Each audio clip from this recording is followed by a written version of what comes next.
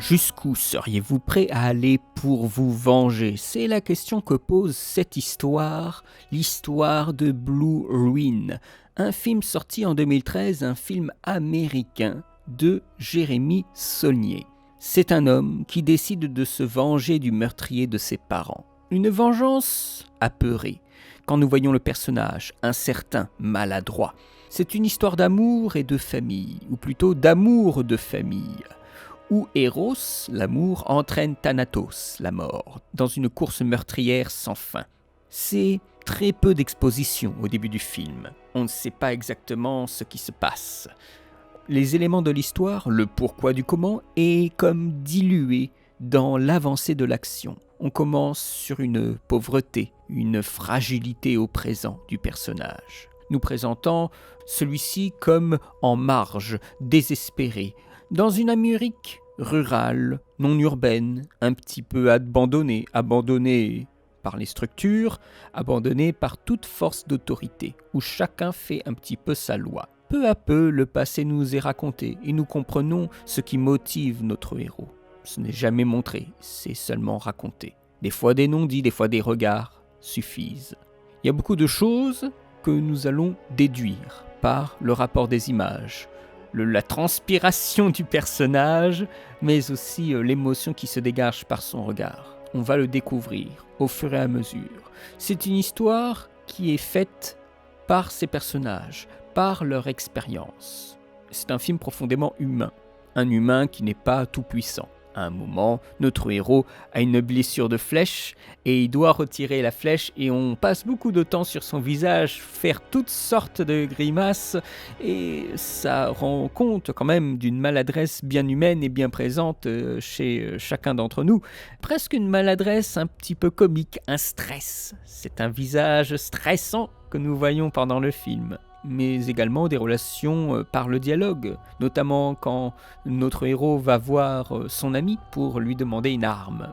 Il y a de très bons dialogues où on ne cherche pas à tirer les vers du nez, non, c'est notre ami, donc on lui fait confiance. L'acteur principal, Macon Blair, est très très bien dans le film, très touchant.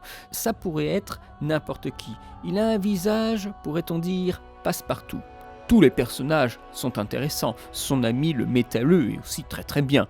C'est une écriture de personnages très réussie, où nous voyons avec l'évolution, le courage, la tension, on ressent vraiment bien la fragilité de sa volonté de surpasser ses peurs et de faire face à des situations extraordinaires. Et quand je dis extraordinaire, c'est des fois pointer une arme sur quelqu'un et avoir presque la volonté de le tuer. C'est quand même une situation extraordinaire. C'est vrai que dans la fiction américaine, on a tendance à voir ça dans tous les sens, mais c'est un film qui remet un peu les compteurs à zéro de la tension et installe un rapport de prédation. Le suspense en découle merveilleusement bien. Il y a un moment un dialogue du couple dans un fast-food et à un moment, ils disent quelque chose et il y a un véritable moment de panique parce que le spectateur découvre l'horreur de ce qui pourrait se passer en même temps que le héros. Et là, il y a un moment de panique et on a une précipitation dans la maison. On nous fait un mini remake de la scène finale des Chiens de paille. Une sorte de home invasion, mais qui ne va pas se passer comme prévu. Et donc, il y a une attente. On filme alors les intérieurs comme des labyrinthes, comme des lieux de farce et attrape. Alors, il ne s'agit pas de refaire Home Alone, mais le héros se cache dans la maison, il y a un suspense extrêmement couillu. On prend le temps d'exposer l'attente que cette personne subit avant que les opposants n'arrivent dans son champ de vision. À un moment, à la fin, il y a presque 10 minutes d'attente. Et au bout d'un moment, la violence commence. La tension monte. Très très réussi aussi à ce niveau-là. Pourtant, c'est un petit film. C'est un petit film qui a eu un financement participatif. Très très très petit budget, très très très bien géré. On n'a pas l'impression qu'il est petit budget, il a un budget confortable. Mais non, ce n'est pas le cas. Il y a une très bonne lumière, c'est narratif dans les plans classiques, mais narratif. Les plans sont travaillés, la caméra qui suit les voitures sur la route au début, le plan est superbe.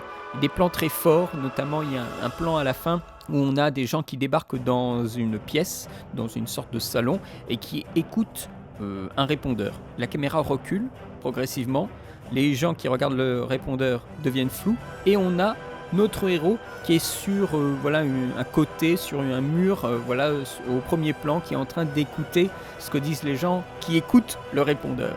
Travail de profondeur de champ et aussi tout le rapport de stress, de suspense que crée la scène est représenté en un seul plan.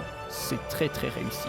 Nous avons aussi un récit qui, parce qu'il est petit budget, fait très attention à ses ellipses, à son découpage rythmique. C'est un récit qui est fragmenté par des petites scènes, liées par une ellipse juste. Il a la blessure, on le voit arriver à l'hôpital, on le voit se réveiller dans une chambre et on le voit sortir un peu en catimini, parce qu'il ne veut pas rester très longtemps, il a des choses à faire. Ça témoigne d'une véritable maîtrise du langage et de ce qu'on doit montrer au minimum pour être suffisamment intelligible. C'est un film petit, mais rondement bien mené. Ça rafraîchit, ça remet à l'échelle humaine les sensations du spectateur, des sensations que nous voyons dans les blockbusters, avec du suspense et de l'action et des enjeux, et nous les revoyons à la baisse, mais pas à la baisse avec ce qu'on pourrait penser de moquerie ou de médisance. C'est revoir à la baisse, plus petit, mais toujours très bien fait, et ça fait plaisir. Blue Ruin est un film glaçant, utilisant souvent la couleur bleue, qui pourrait, pour ma part, évoquer la peur, l'angoisse. C'est un film de deuil et c'est un film d'errance, clairement parce que le personnage nous est présenté dès le début comme une sorte de SDF.